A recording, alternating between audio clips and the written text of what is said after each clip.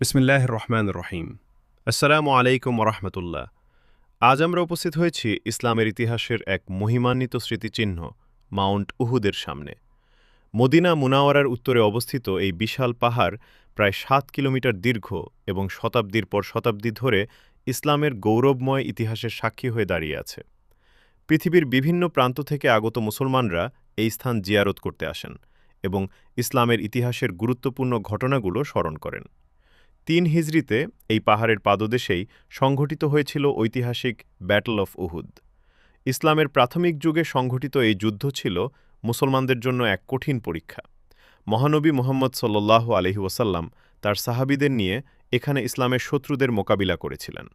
যুদ্ধের শুরুতে মুসলমানরা বিজয়ের পথে এগিয়ে যাচ্ছিলেন, কিন্তু কিছু তীরন্দাজ নির্ধারিত অবস্থান ত্যাগ করায় যুদ্ধের পরিস্থিতি পরিবর্তিত হয়ে যায়।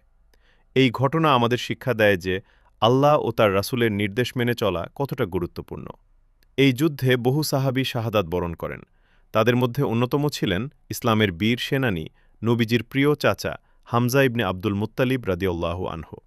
তার আত্মত্যাগ আজও মুসলমানদের জন্য অনুপ্রেরণার উৎস। উহুদ পাহাড় সম্পর্কে রাসূলুল্লাহ সাল্লাল্লাহু আলাইহি ওয়াসাল্লাম বলেছেন, উহুদ এমন একটি পাহাড় যা আমাদের ভালোবাসে এবং আমরাও তাকে ভালোবাসি। এই হাদিস উহুদের মর্যাদা ও গুরুত্বকে আরও বৃদ্ধি করেছে।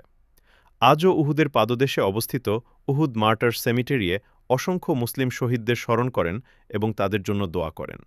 উহুদ পাহাড় আমাদের শুধু একটি ঐতিহাসিক যুদ্ধের কথা স্মরণ করিয়ে দেয় না, বরং এটি আমাদের ধৈর্য, আনুগত্য, ত্যাগ এবং ঈমানের দৃঢ়তার শিক্ষা দেয়।